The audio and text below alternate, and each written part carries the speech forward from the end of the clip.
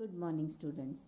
तो जैसे कि हमने देखा पेज नंबर 37 पर, तो किस प्रकार से ये जो उसके मुंह से, टोपी के मुंह से जो अम्मी शब्द निकलता है, तो सुभद्रा देवी तथा राम दुलारी से उसकी पिटाई होती है। और ऊपर से जो उसका बड़ा भाई है मुन्नी बाबू, वो किस प्रकार से टुकड़ा यानी चुगली लगाता है कि उसने रहीम की दुकान पर उसे कबाब खाते हुए देखा है। तब वो चिढ़कर उससे पूछता है कि मैंने तुझे देखा है या तूने मुझे देखा है कबाब खाते हुए। तो इस प्रकार से आगे देखो अभी पेज नंबर 38 पर, तो तुमने उसी दिन क्यों नहीं बताया, सुभद्रा देवी ने सवाल किया। अभी दोनों भाइयों का बोलचाल शुरू था और सुभद्रा देवी ने ये सुन लिया उसके दादी ने। तो फिर वो टोपी को बोल रही थी कि बोले अगर मुन्नी बाबू ने कबाब खाया था तो तूने उस दिन ही क्यों नहीं बताया। ये झूठा है दादी, टोपी ने कहा। और फिर टोपी ने कहा हाँ दादी, ये झूठा बोलता है, बल्कि कबाब मैंने नहीं खाया है, कबाब तो इसने खाया है। उस दिन टोपी बहुत उदास रहा। वो अभी इतना बड़ा नहीं हुआ था कि झूठ और सच के किस्से में पड़ता, और सच्ची बातें तो यह है कि वह इतना बड़ा कभी नहीं हो सका। यानी टोपी मुन्नी से छोटा था, तो लिहाजा मुन्नी के जैसे विचार हो गए वैसे टोपी के विचार नहीं होंगे, क्योंकि टोपी चौथी कक्षा में ही पढ़ता था और चौथी कक्षा के बच्चे को इतना समझता नहीं कि सच क्या है और झूठ क्या है और उनके साथ कौन दाव पेच खेल रहा है। ये उसे कुछ भी नहीं समझ रहा था, बस वो बोल रहा था, जवाब दे रहा था। बाकी उसे कुछ समझ में नहीं आ रहा था कि मैं इतना सच बोलने के बावजूद भी मेरी पिटाई क्यों हो रही है। उस दिन तो वह इतना पीट गया था कि उसका सारा बदन दुख रहा था। वो बस लगातार एक ही बात सोचता रहा कि अगर एक दिन के वास्ते वह मुन्नी बाबू से बड़ा हो जाता तो समझ लेना उनसे, परंतु मुन्नी बाबू से बड़ा हो जाना उसके बस में तो नहीं था। मुन्नी बाबू और टोपी दोनों में केवल एक दिन का फर्क था, यानी मुन्नी बाबू एक दिन से ही उससे बड़ा था। तो एक दिन की वजह से वो क्या करता था, मुन्नी बाबू उसका फ़ायदा उठाता था बड़प्पन का। वो मुन्नी बाबू से छोटा पैदा हुआ था और उसने छोटा ही रहा, और इस प्रकार से एक दिन के फ़र्क से यानी 24 घंटे के फ़र्क से हमेशा टोपी मुन्नी बाबू से छोटा ही कहलाया। दूसरे दिन वह जब स्कूल में इप्पन से मिला तो उसने उस सारी बातें बता दी। दोनों ज्योग्राफिया की घंटा छोड़कर सरक गए, और इस प्रकार से इप्पन को टोपी से रहा नहीं जा, और उसने दूसरे दिन ही स्कूल जाते ही इप्पन को सारी बातें बता दी। और ज्योग्राफी का पीरियड किया नहीं, बल्कि ज्योग्राफी के पीरियड में यानी भूगोल शास्त्र के पीरियड में ये सब बातें, मुन्नी बाबू की और भरते की बातें उसने इप्पन को बताई। पंचम की दुकान से इप्पन ने केले खरीदे। बात यह है कि टोपी फल के अलावा और किसी चीज़ को हाथ नहीं लगाता था। यानी यहीं पर दिखता है कि टोपी अगर इप्पन के हाथ का केवल बाहर से खरीदा हुआ फल ही खाता है तो वो कबाब कहाँ से खाएगा। यानी वो इप्पन के घर का कुछ भी नहीं खाता, ना पानी पीता था, ना उसका खाना खाता था, ना उसके टिफ़िन में खाता था। और इसलिए इप्पन क्या करता था, पड़ोस की दुकान से उसे फल खरीद कर देता था। और इस प्रकार से देखो यानी कितना ऑनेस्ट था ये टोपी, क्योंकि वो फल के अलावा और किसी चीज़ को उसके घर में भी उसने हाथ नहीं लगाया, उठाई भी नहीं और खाई भी नहीं। आइए, ऐसा ना हो सकता कि हम लोग दादी बदल ले। टोपी ने कहा तोहरी दादी हमरे घर आ जाए और हमरी तोहरे घर चली जाए। अभी वो दादी से इतना चिढ़ गया था सुभद्रा देवी से टोपी कि दादी ने उसकी बिल्कुल बात नहीं सुनी थी। और जब वो स्कूल गया तो उसने बाल सुलभ भावना से टोपी से कह दिया कि ऐसा नहीं हो सकता क्या कि मेरी दादी तेरे घर चली जाए और तेरी दादी मेरे घर। हमारी दादी तो बोले तू ही लोगों को बोलती, यह नहीं हो सकता, इप्पन ने कहा। अब वो यह बात नहीं मानेंगे, और इस प्रकार से यहाँ पर टोपी का और इप्पन का संभाषण होता है। और इस प्रकार से दोनों दोस्तों में बातचीत होने लगी अपनी अपनी दादी के बारे में। हमारी दादी तो बोलियो तू ही लोगों को बोल थी, यह नहीं हो सकता, इप्पन ने कहा। अब्बू यह बात नहीं मानेंगे और मुझे कहानी कौन सुनाएगा। तुम्हारी दादी तो 12 बुर्ज की कहानियाँ आती हैं। और इस प्रकार से दोनों दोस्त एक दूसरे से दादी बदलने की केवल टोपी ही कहता है। दोनों दोस्त एक दूसरे से नहीं कहते, केवल टोपी, क्योंकि टोपी को उसकी दादी अच्छी नहीं लगती थी। और इब्बन ने फिर जवाब दिया कि अरे मैं तो मेरी दादी तुझे दे दूँगा, परंतु मेरे अब्बू नहीं मानेंगे, क्योंकि मेरे अब्बू की वो माता जी है और मेरे अब्बू उनकी माता जी को तेरे पास कैसे क्या भेजेंगे। और फिर मेरी दादी अगर तेरे घर चली गई तो फिर मुझे 12 बुर्ज की कहानियाँ कौन सुनाएगा। तेरे दादी को तो कहानियाँ नहीं आती है, तू हमें एक तो दादी ना दे सकते हो। टोपी ने खुद अपने दिल के टूटने की आवाज़ सुनी और फिर टोपी उससे नफरत करने लगा। क्यों नफरत करने लगा? बाल सुलभ भावना, क्योंकि वो रोने लगा और कहने लगा कि तू केवल एक दादी नहीं दे सकता तुम्हारी मुझे। अभी ये बात पॉसिबल थी क्या? परंतु देखो बच्चे किस प्रकार से जिद करते हैं। यानी इस प्रकार से फिर टोपी का दिल टूट जाता है इब्बन जब मना कर देता है। जो मेरी दादी है वो मेरे अब्बू की अम्मा भी तो है, इब्बन ने कहा। अभी यहाँ पर देखो इब्बन का कैसा कहना है कि बोले जिस प्रकार से मैंने आपको बताया कि वो कहता है कि अरे वो तो मेरी दादी है, परंतु वो तो मेरे पिताजी की अम्मा है ना, वो तुम्हें कैसे उनकी अम्मा देंगे। यह बात टोपी की समझ में आ गई। और फिर क्या होता है, तुम्हारी दादी मेरी दादी की तरह बूढ़ी होंगी।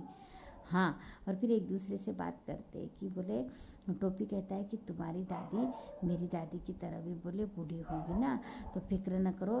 इब्बन ने कहा मेरी दादी कहती है कि बूढ़े लोग मर जाते हैं और हमारी दादी ना मरी। और फिर वो कहता है कि मेरी दादी कहती है कि जब तेरी दादी बुढ़ी हो जाएगी ना, यानी बूढ़े लोग जल्दी मर जाते हैं, तो तेरी दादी भी जब बुढ़ी हो जाएगी ना तो जल्दी मर जाएगी, तू फिक्र मत कर। बोले मरेगी कैसे नहीं, क्या मेरी दादी झूठी है? तो इस प्रकार से दोनों में अनबन होने लगी, दादी की बारे में बहस होने लगी। ठीक उसी वक्त नौकर आया और पता चला कि इब्बन की दादी मर गई। और इस प्रकार से फिर दादी के बारे में जब बातें चलती है, जब वो 4ठी कक्षा में थे, तो उसी वक्त चपरासी आता है स्कूल का और उसे बताता है इब्बन को कि तुम्हारी दादी मर गई। इब्बन चला गया, टोपी अकेला रह गया। वो मुंह लटकाए हुए जिम्नेजियम में चला गया, जिम खाने में चला गया टोपी। और इब्बन तो उसके घर चला गया जब उसे बात मालूम पड़ी कि उसकी दादी का देहांत हुआ है। बूढ़ा चपरासी एक तरफ बैठा बीड़ी पी रहा था, वह एक कोने में बैठकर रोने लगा। और इस प्रकार से यहाँ पर बताया गया है कि ये जो एक दूसरे को दादी के बारे में बताते थे कि तुम्हारी दादी झूठी है, और उल्टा हो जाता है कि कौन मर जाता है, इब्बन की ही दादी मर जाती है। और वो क्या कहती थी कि जो झूठे होते हैं वो जल्दी से बूढ़े होकर मर जाते हैं। और यहाँ पर सुभद्रा देवी जिंदा रहती है और इब्बन की ही दादी मर जाती है। और फिर इब्बन को चपरासी के द्वारा पता चलता है, इब्बन घर चला जाता है और टोपी क्या करता है, जिम्नेजियम में चला जाता है, अकेला हो जाता है बिल्कुल। और बूढ़ा चपरासी एक तरफ बैठकर बीड़ी फूंकता रहता है। शाम को वह इब्बन के घर गया तो वह सन्नाटा था, अभी उसे रहा नहीं गया। और फिर वो क्या, शाम को वो इब्बन के घर चला गया। घर भरा हुआ था, रोज़ जितने लोग हुआ करते थे उससे ज़्यादा ही लोग थे। बोले घर तो भरा पूरा था, लोग जितने लोग हमेशा रहते थे, कितने, इब्बन के दादी के पुत्र यानी इब्बन के पिताजी, इब्बन की माताजी, इब्बन की बड़ी बहन और इब्बन की छोटी बहन, वो सब थे। लेकिन फिर भी टोपी के लिए घर खाली हो चुका था, जबकि उसे दादी का नाम तक नहीं मालूम था। उसने दादी के 1000 कहने के बाद भी उनके हाथ से कोई चीज़ नहीं खाई थी। प्रेम इन बातों का पाबंद नहीं होता। टोपी और दादी में एक ऐसा ही संबंध हो चुका था और इस प्रकार से यह बताया गया है कि टोपी का लगाव अपनी दादी के तरफ, इब्बन की दादी के तरफ बहुत था, परंतु उसने इब्बन के दादी का हाथ का कभी कुछ खाया नहीं था। इतने प्यार से बताने के बावजूद भी उसने कभी उसके हाथ से पानी भी नहीं पिया था। और जब वो शाम को उसके घर गया तो उसने स्वयं को बिना दादी के स्वयं को हजारों में अकेला पाया। अभी ये जो पेज नंबर 38 है, तो पेज नंबर 38 पर बेटा जो क्वेश्चन है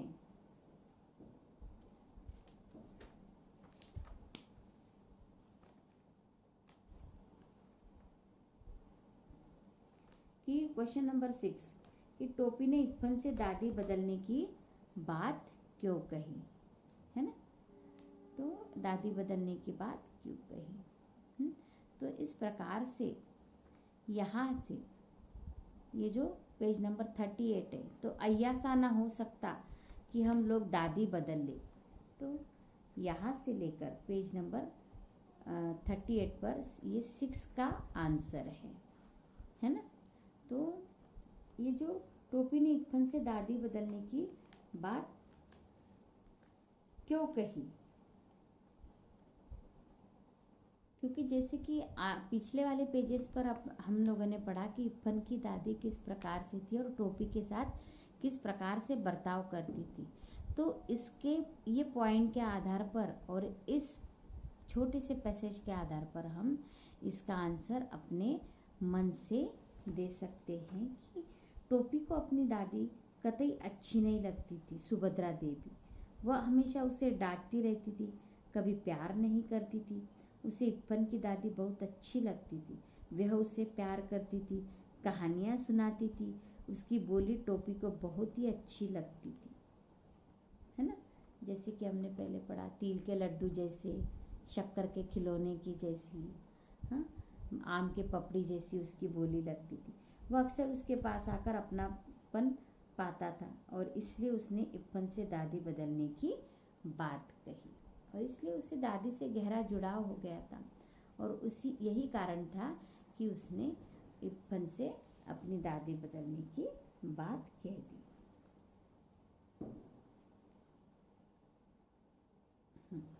और फिर ये जो हमने पढ़ा पेज नंबर 38 का आखिरी ये जो पैसेज है, पेज नंबर 38 का आखिरी ये वाला जो पैसेज है, यहाँ से लेकर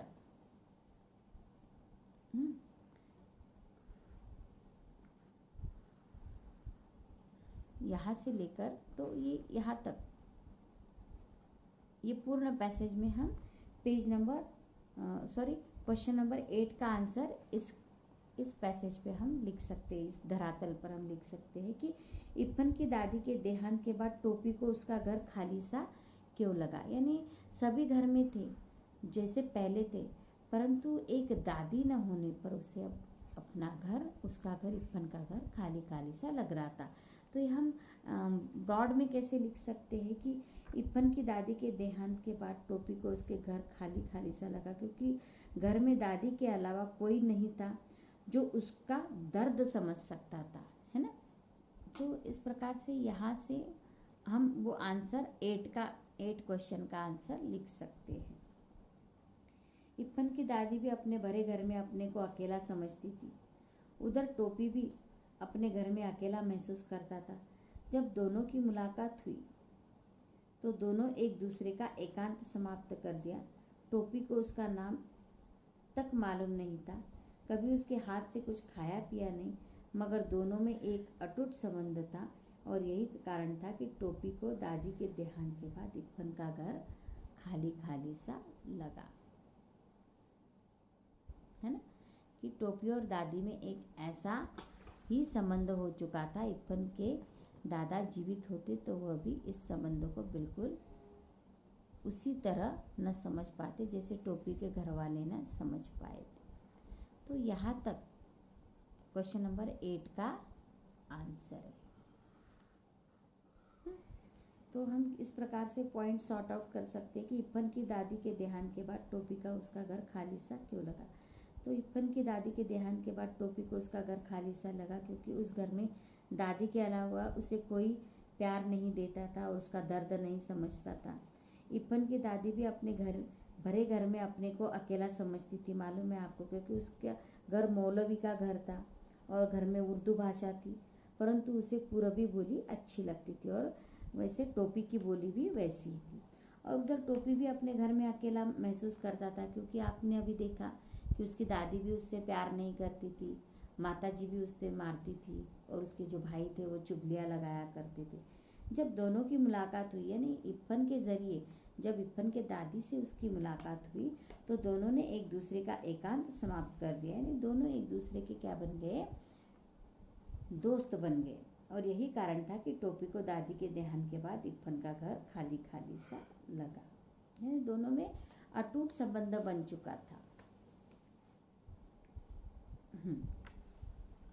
तो इस प्रकार से हम ये अभी आगे पेज नंबर 39 पढ़ेंगे।